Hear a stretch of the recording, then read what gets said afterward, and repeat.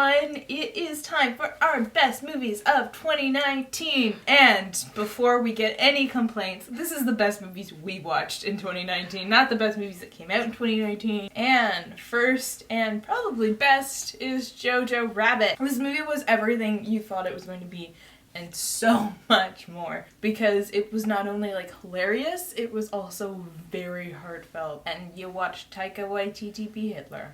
I will follow Taika Waititi to the end of the earth. Right? Like right off a cliff, it's fine. That movie hit every like beat that it ever tried to hit and just knocked it out of the park. It was so good. And like everyone was giving their A game for their performances. Like that was the first time I think I've watched Scarlett Johansson disappear into a role in a very long time. Yeah. You have to see this movie, and if it does not get nominated for some sort of Oscar, I'm going to be so mad. So, the only TIFF movie that I ended up seeing this year was an accident. I didn't realize it was a TIFF movie, and as I was perusing the TIFF website, it just popped out, and it was The Color from Space. And it was a Nicolas Cage film, where Nicolas Cage is basically in an H.P. Lovecraft story, where like this asteroid lands on his farm and starts infecting the world. He becomes very concerned about his alpacas. Like, one review that was my favorite was just like, Nicolas Cage says the word alpaca to the point where it loses all meaning. You know us, we love our Lovecraft, we love our Nicolas Cage, but this movie changed us in a way that was unexpected, seeing as Chelsea hasn't seen it yet, and that was it introduced us to Richard Stanley, the director of The Color from Space, and the wild story of his attempt to film The Island of Dr. Moreau. That is a story. I will link the article down below that Chelsea found, which she read to me one evening, and I was laughing so hard I was crying. Chelsea was laughing so hard she had to stop reading this article. There's a documentary about it, but what I want is a full-on film, narrative adaptation of the horror shit show that was this movie and give filming this give movie. it the room treatment. Give it, yeah, exactly. So if you like Nicolas Cage, if you like H.P. Lovecraft stories, if you just want to watch Nicolas Cage scream the word alpaca, well, guess what? This movie is for you. I grew up watching teen movies, and you know what I'm talking about, teen movies, like American Pie and that kind of stuff. And I mean, I wasn't always in, big fans, but, very familiar with the genre. And Good Boys was such an interesting take on that genre, very modern. And it was hilarious because it was played like The Hangover, but it was middle schoolers. With middle schooler drama. Absolutely played up, but the shit these kids get into is so funny. They end up in a drug deal. They end up, running across a freeway, starting a traffic accident. They have trouble with drones, and, they end up, losing. Oh, it's just so funny. And just the emotions that these kids go through somehow really related me to being that young, when just everything seems like the end of the world and you just want to cry about everything. Not that I'm not like that still. But it was a surprisingly funny movie, and a nice modern take on the teen movie / Hangover-esque romp. I grew up loving Pokemon. I like Pokemon Go, that's what I like. Yeah, and so then they announced we're doing this movie, Detective Pikachu, based off of the game. And so we're like, I guess we'll have to see this movie. Ryan Reynolds is voicing Pikachu. Okay. So we're definitely seeing this movie. And it was funny. They killed that Mr. Mime.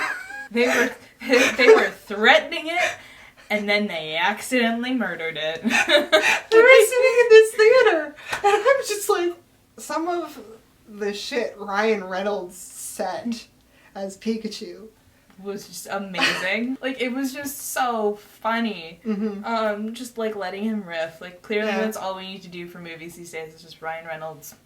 Let him go. I don't know, it was just a clear, concise story. Yeah. It was I made my mother watch this movie. My mother, no idea what the fuck's going on with Pokemon. Nor do I have the energy or the experience to explain it to her. But she sat down and watched this movie, and she got it perfectly. It was fine. I didn't have to explain a thing. So yeah, a surprisingly good movie. So, there's a bit of a story behind this movie. The next one on our list. And that is, a long time ago, Chelsea took a horror film course, and she was telling me when she was taking this course that she would look up the movies to see if they were within, like, something that she'd want to watch before she'd go and watch them. One of the movies was Event Horizon. And she read it. She's like, okay, I can do this. And she went and she watched it. And she's like, it's really fucked up, but it's so ridiculous that, you know what, you just handle it. This movie took on this, like, mythical place in my mind after that, because I was reading about Event Horizon and it was, like, super gory, and that the actual original cut of this movie doesn't exist because it tested so badly because it was just too much. So, this October, I did one of those, like, watch one horror movie a night, you know, thing for Halloween. And one of the nights was Event Horizon. This movie was not scary. Mm-mm. This movie just cemented my love of Sam Neill even further, because it's confusing. Because the movie starts with Sam Neill is supposed to almost feel like your main character, and, like, Lawrence Fishburne is supposed to be the bad guy, but then it kind of switches, and then Sam Neill goes crazy, and he, like, gouges out his eyes, and he, like, flays someone and hangs them on the ceiling, and Lawrence Fishburne is just like... He underreacts to somebody being like, they were, like... vivisected. Yeah, vivisected. Like, their whole body was, like... And that was the scene that was played up for me as being, like, the most, like... Ooh, you might be not okay with that. And so the guy's vivisected, and he's been, like, hung from chains from the ceiling, so his guts are, like, hanging out. And I was watching this scene, and Lawrence Fishburne just walks in, he's like, oh, and walks right out again, and I started laughing because I was like, that is your reaction to this? I mean, what does a guy have to do to get a reaction? His guts are on the floor. Like, really interesting for me, because we had just really cemented ourselves in our newfound love of cosmic horror, and this movie definitely flirts with some of the stuff of cosmic horror, though it takes on a more kind of, like, Judeo-Christian, you know, like, flavor. And it's getting adapted as a TV show. Why? Leave it be. So guess what we're gonna watch? Oh, no. So yeah, if you like horror and cosmic horror and Sam Neill, we are a Sam Neill fan page here at Death of the Author. Check out Event Horizon. This was a late entry into Amazing Movies. Yes, I tried to get TIFF tickets for this. Did I get them? No. Did we get any? No. This was our worst year for TIFF, actually. We tried. We tried super hard. But Knives Out is the movie by Rian Johnson, you know, the Last Jedi director who everybody hates, but I kind of am, like, madly in love with. And he did a locked room mystery in my favorite movie genre, which is Daniel Craig does a southern accent. Never gets old. Like, never. First one in that genre was Logan Lucky, which...